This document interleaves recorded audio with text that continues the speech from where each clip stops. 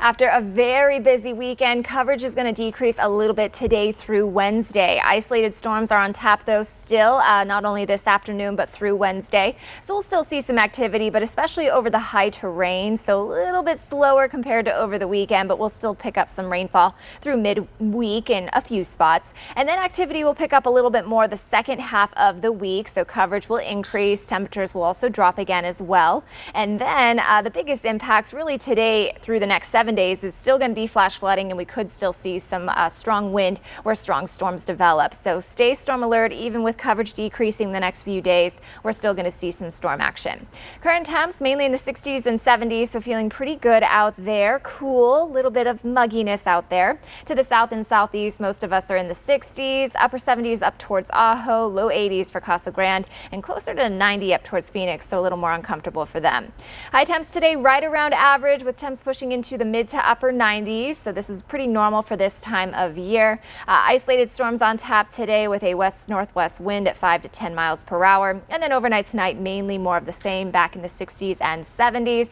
To the south and east, low 90s for Sierra Vista and Nogales, mid 80s for Bisbee. Could push it to that triple-digit mark up towards Safford and up in Phoenix, just because again coverage will decrease a little bit more today, so that means temperatures will be able to warm up a little bit more.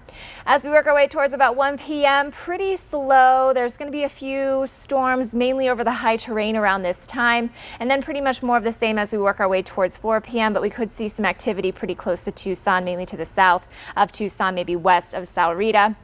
Central portions of Pima County, like Sells, could also get a nice little strong thunderstorm or two.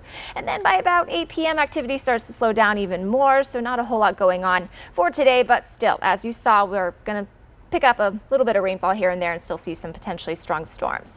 For the forecast rainfall now, anywhere where you see green, that's less than a ½ inch, so a few spots will pick that up. Definitely heavier up towards central Pima County, with potentially about a ½ inch to 1.5 inches of rainfall. So some decent totals today, but it's going to be a little more few and far between. Looking ahead now for your 7-day forecast, you can see coverage has definitely decreased compared to over the weekend, where we had 70-80% chances all across the board, but we'll have a 20% chance Monday through Wednesday. About a 20 to 30% chance across southeastern Arizona, so pretty isolated, just a few storms here and there.